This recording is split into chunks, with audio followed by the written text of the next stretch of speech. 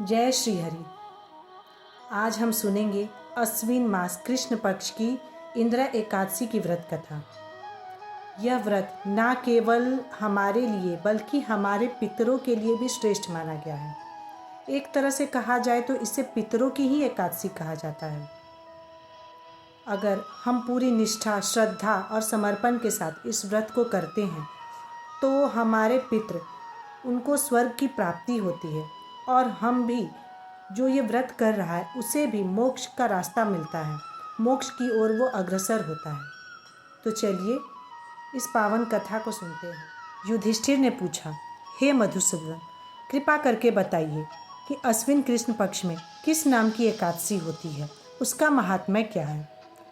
तब श्री कृष्ण ने कहा कि युधिष्ठिर, ध्यानपूर्वक सुनो।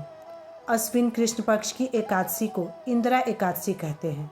यह एकादशी न केवल हमें मोक्ष देने वाली है बल्कि हमारे पितरों को भी सद्गति प्रदान करने वाली है। अपने पितरों के लिए अगर हम इस व्रत को करते हैं, इंदिरा एकादशी को करते हैं, तो नीच योनि में भी पड़े हुए हमारे पितर सद्गति को प्राप्त हो। राजन, पूर्व काल की बात है।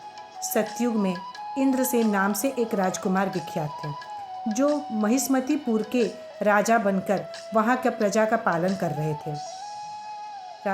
महिष्मतीपुर के राजा बहुत ही धर्मपरायण, पूरी तरह से विष्णु भक्त थे। उनकी ख्याति चारों ओर फैल रही थी। राजा का एक ही काम रहता था, विष्णु भक्ति करना, विष्णु भगवान का नाम का जाप करना। ओम नमो भगवते वासुदेवाय, इस मंत्र का वो यथाचित हमेशा जाप करते रहते थे। एक समय की बात है, राजा अपने राज्यसभा में एकाग्रचित होकर बैठे हुए थे। तभी वहाँ पर देवर्षि नारद आ पहुंचे। नारद को देखकर राजा खड़े हो गए, उन्हें यथोचित आसन दिया। उसके बाद उनका सत्कार करके अर्घ्यपाद्य देकर उनसे कुशल क्षेम पूछा। फिर नारद जी ने पूछा, राजन आप कैसे हो? तब राजा ने कहा, हे प्रभु, मैं बिल्कुल ही ठीक हूँ। आप अपने आने का प्रयोजन। नृपश्रेष्ठ, सुनो मेरी बात, आश्चर्य में डालने वाली है। मगर मैं ब्रह्मलोक से यमलोक गया था। वहाँ पर यमराज ने मुझे यथोचित आदर सत्कार करके आसन दिया। वहाँ पर मैंने देखा आपके पितरों भंग के दोष से वहाँ पर आए हुए थे। आपके पिता ने मुझे संदेश दिया है और आपसे कहने को कहा है कि हे पुत्र, मेरी मुक्ति के लिए तुम इंदिरा का व्रत करो। इंदिरा के व्रत से मुझे स्वर्ग की प्राप्ति होगी। ने कहा, राजन, तुम इंदिरा का व्रत करो और अपने पिता को स्वर्ग की प्राप्ति कराओ। तब राजन ने कहा, हे देवर्षि नारद, मुझे कृपा करके इंदिरा एकादशी के व्रत की विधि बताइए। किस विधि से करना है, किस पक्ष में करना है, इसका संपूर्ण ज्ञान मुझे दीजिए। नारद जी ने कहा, राजन सुनो, मैं तुम्हें इंदिरा एकादशी का शुभ कारक विधि बतलाता हूँ। दशमी की तिथि को शुद्ध चित्त से स्नान करके मध्याह्न में दोबारा स्नान करना। फिर उसके बाद एकाग्रचित होकर एक समय भोजन करना।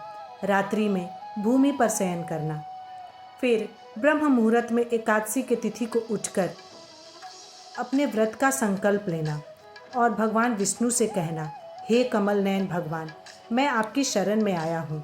मैं एकादशी की तिथि को निराहार रहकर अन्न का त्याग कर कर पूरी तरह से आपकी शरण में हूँ। मेरी रक्षा कीजिए, मेरे पितरों का मोक्ष दिलवाइए। नियम पूर्वक मध्याह्न काल में शालिग्राम शिला का विधि पूर्वक पूजन करके श्रद्धा से अपने पितरों के लिए श्राद्ध करें। उसके बाद ब्राह्मण को भोजन करावें। तत्परांत अन्नमय बने हुए पिंड को सूंघ कर उसे गाय को खिलाएं। गंध से दोबारा ऋषिकेश भगवान की पूजा करें। उसके बाद रात्रि में जागरण करें।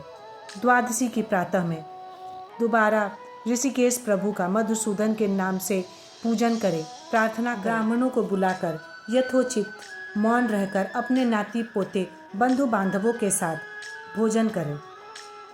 हे राजन, आलस्य रहित रहकर इस विधि से आप इंदिरा एकादशी का व्रत करो। आपके पितरों को सद्गति जरूर मिलेगी, उन्हें मोक्ष की प्राप्ति। कृष्ण कहते हैं, इस प्रकार इंद्रसेन से सारी विधि बताकर नारद मुनि वहाँ से अंतर्धान हो गए।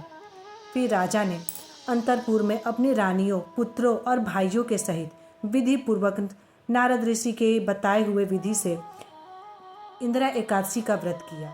हे कुंती नंदन, इस प्रकार विधि पूर्वक इंदिरा एकादशी करने के बाद आकाश से फूलों की वर्षा होने लगी। गरुड़ पर आरूढ़ होकर इंद्रसेन के पिता विष्णुलोक को चले गए। अपने राज्य में अकंटक राज भोग कर राजा इंद्रसेन भी अपने पुत्रों को राज्य सौंपकर स्वर्ग को चले गए। हे राजन, मैंने तुम्हें इंदिरा एकादशी का संपूर्ण कथा सुना दिया। इस व्रत के कहते सुनते सारे पापों का नाश हो जाता है।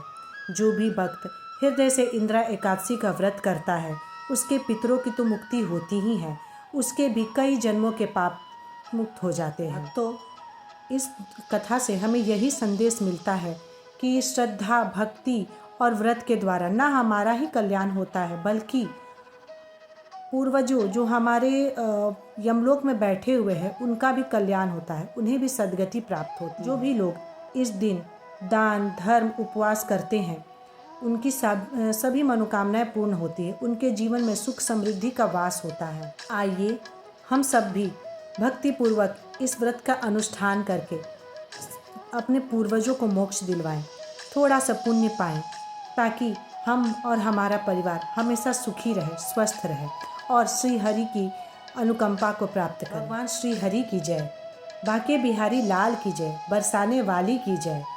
इस कथा को कहते सुनते हुंकारी भरने वालों की जय। राधे राधे।